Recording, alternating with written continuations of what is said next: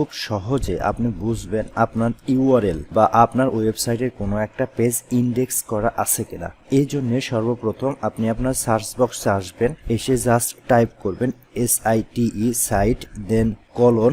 এরপর আপনি দেখবেন যে ওয়েবসাইটের ইউআরএলটা ইন্ডেক্স হয়েছে কিনা। এইটা জাস্ট আপনি কপি করবেন, কপি করে এই সাইটের পরে ওয়েবসাইটের ইউআরএলটা বসিয়ে দিবেন, দেন ইন্টার। যদি ইন্ডেক্স করা থাকে তাহলে আপনার ওয়েবসাইটের ইউআরএলটা এক্স্যাক্টলি এইভাবে চলে আসবে। এটা দেখে আপনি বুঝতে পারবেন যে এটা ইন্ডেক্স হয়েছে।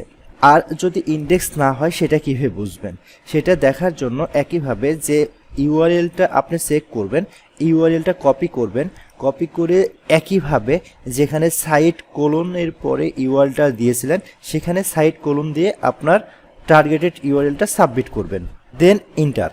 দেখেন এখানে বলা হচ্ছে এইটা ইন্ডেক্স করা হয় নাই, তার মানে গুগল সার্চ কনসোল বলতেছে কোনো পৃষ্ঠাতে পাওয়া যায় নাই আপনি যে ইউআরএলটা এখানে সাবমিট করেছেন। তাহলে খুব সহজেই কিন্তু আপনি বুঝতে পারবেন আপনার ওয়েবসাইটের ইউআরএল ইন্ডেক্স হয়েছে কিনা। যদি ইন্ডেক্স হয়ে যায় তাহলে আপনার ইউআরএল সহ মেটা ডিসক্রিপশন সম্পূর্ণটা আপনার এইভাবে শো করবে। আর সেই টার্গেটেড ইউআরএল যদি ইন্ডেক্স না হয় তাহলে দেখেন এইভাবে সে চেষ্টা করতেছে, তখন আমাদের কাজ হবে এটাকে ইন্ডেক্স করানোর চেষ্টা করা।